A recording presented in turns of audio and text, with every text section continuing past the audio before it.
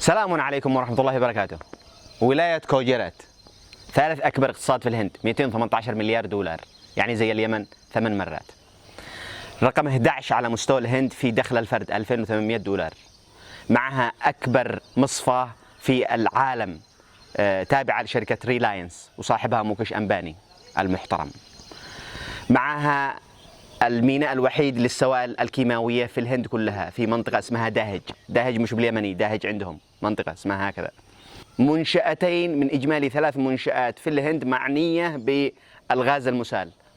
عاصمتها أحمد أباد صنفت في 2010 من قبل مجلة فوربس كأسرع ثالث مدينة في العالم بعد مدينتين صينيتين، شينغدو وشينك بينك. هذه مش عارف هذه. واللي يهمنا بعد هذا كله أنها تنتج 6 مليون طن حليب سنويا.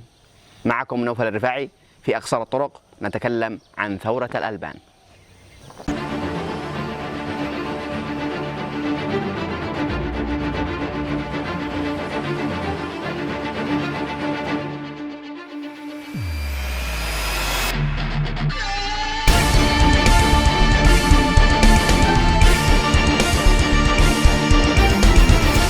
ما زلنا في ولاية كوجيرات، ولكن نعود بالزمن إلى 1946. مجموعة من المزارعين كانوا ينتجوا الألبان. من أجل أنهم يوصلوها للمدن الكبرى ومومباي تحديدا كان يحتاجوا تدخل وسطاء. الوسطاء هؤلاء كانوا يستغلوهم، هم يحلبوا الأبقار والوسطاء يحلبوهم، فبتحدث عملية استغلال كبيرة جدا للمزارعين هناك. اجتمعوا وراحوا لعند مصلح اجتماعي مهم اسمه تريبوفانداس باتل. هذا المصلح كان غاندي الأفكار، مؤمن بالعدالة والسلام ومناضل في القضايا الاجتماعية. اقترح عليهم إنشاء تعاونيات، من خلال هذه التعاونيات بيسوقوا الحليب ويوصلوه للمدن الكبرى. وساعدهم هو ومرارجي ديساي، بنتكلم عليه بعد شوية. ونشأت التعاونيات على مستوى القرى، وانضمت تحت فيدريشن، اتحاد كامل أداره هو تريبوفانداس باتل. ونشأت التعاونيات على مستوى القرى وانضمت تحت مظلة فيدريشن، اتحاد عام رأس مجلسه تريبوفانداس باتل. كان اسم هذا الاتحاد The Gujarat Cooperative Milk Marketing Federation. كان هذا الاتحاد يقوم بعملية تجميع الحليب من التعاونيات كلها الموجودة على مستوى القرى ويوصل هذا الحليب إلى المدن الكبرى كما أسلفنا. لكن هنا التقى تريبوفانداس باتل اللي قلنا رئيس مجلس إدارة هذا الاتحاد بالدكتور فرجيس كورين. هذا عنده دكتوراه بالهندسة وعنده إلمام كبير جدا بتقنيات إنتاج الحليب. المهم طرحت الفكرة بأنه ليش ما نعيد صناعة أو ليش ما نعيد الاستثمار في عملية الحليب هذا ونعيد تصنيعه من جديد. هنا في عام 1948 بدأت عملية بسترة الحليب ومعالجة الحليب بدون تبريد. فصار هذا الفيدريشن، صار هذا الاتحاد يستطيع أن يوصل 400 ألف لتر يوميا دون الحاجة لتبريد. في عام 1951 تبنت الهند استراتيجية دعم التعاونيات في المناطق الريفية من أجل زيادة في التنمية الريفية. وفي عام 1970 أعلنت الهند الثورة البيضاء.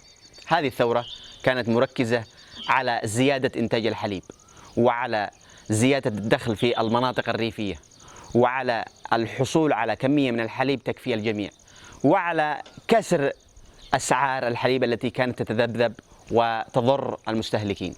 أيضا قدمت هذه الثورة الخدمات البيطرية المجانية، وقدمت التدريب لأعضاء التعاونيات ضمن منتجي الحليب، وقدمت التلقيح الصناعي، وأيضا سهلت عملية الحصول على الأبقار وعملية حلب الأبقار بشكل حديث. كذلك سهلت الحصول على غذاء كامل للأبقار من أجل إنتاجية أعلى. في عام 1973 يحتفل أصحابنا في الاتحاد بمرور 25 سنة باليوبيل الفضي لإنشاء هذا الاتحاد، ورجعوا سموه أمول كماركة مسجلة معروفة في الهند ومعروفة في المنطقة كلها. حضر الاحتفال معهم من مورارجي ديساي اللي ساعدهم في بداية الأمر على إنشاء التعاونيات، وفي بداية الفكرة على تنسيق الأمور القانونية هو تريبوفاندس باتل. الآن صار زعيم هندي كبير جدا، وبعد 4 سنوات من هذا التاريخ بيصير رئيس وزراء الهند. بسبب آمول وبسبب تعاونية منتجي الألبان في كوجرات صارت هذه الولاية أكبر منتج للحليب في الهند، وبسببها كذلك صارت الهند أكبر مصدر للحليب بعد أن تجاوزت الولايات المتحدة في عام 1998.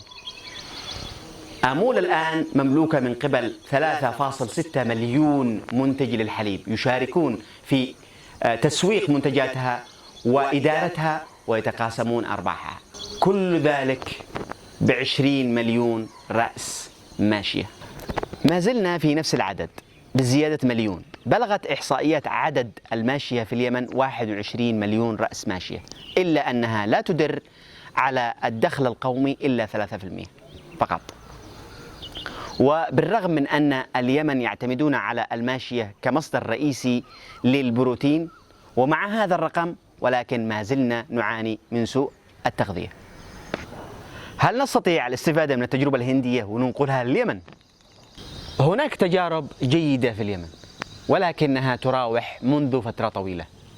مزرعة رصابة ب299 رأس بقر حلوب تنتج 1816 طن حليب، لكن هذه الكمية لا تكفي. الإنتاج الكامل لليمن لا يتعدى 361 ألف طن، يعني نحتاج طفرة في هذا الجانب. طيب ننسخ مسألة التعاونيات إلى مثل هذا القطاع لتحويله إلى قطاع مصدر يدر على الناتج المحلي مزيد من الدولارات. باستخدام التعاونيات في مناطق المحيطة بمزرعة رصابة بإمكاننا أن نضيف الكثير من منتجي الألبان إلى السعة الإجمالية لإنتاج الحليب في هذه المزرعة. كذلك نستطيع من خلال استغلال هذه التعاونيات لتوفير رأس المال الكافي الذي يسمح لهذه المزرعة أو مزرعة أخرى من توسيع نشاطها وتوسيع سعة تخزينها، وأيضا الانتقال إلى أنشطة أكبر كالتجبين وصناعة الزبادي وغيرها وغيرها. بإمكاننا كذلك من هذه التعاونيات أن نصنع الكثير من رصابة، ننسخ هذه التجربة ونضعها في أكثر من مكان لتحدث الطفرة، لتحدث ما نحتاجه من قوة ودعم لهذا القطاع الهام الذي يمكننا يوما ما أن يصل بنا إلى هزيمة سوء التغذية. تناولنا في هذه الحلقة فرصة قد نستفيد منها من أجل إدرار الدخل داخل المناطق الريفية مقابل الألبان والحليب الذي يجنونه من أبقارهم. أيضا بإمكاننا من خلال هذه الفرصة ومن خلال رقم 21 مليون رأس ماشية بإمكاننا أن نقضي على سوء التغذية، بإمكاننا أن نحول اليمن إلى مصدر رئيسي ووحيد في المنطقة للألبان ومنتجات الحليب. تحياتي. وفي الأخير لا تنسوا دعمنا باللايك والكومنت، وإذا لم تكن مشتركا إلى الآن فقم بالاشتراك ليصلك كل جديد. لا تنسوا دعمنا على مواقع التواصل الاجتماعي الموجودة روابطهم بالوصف.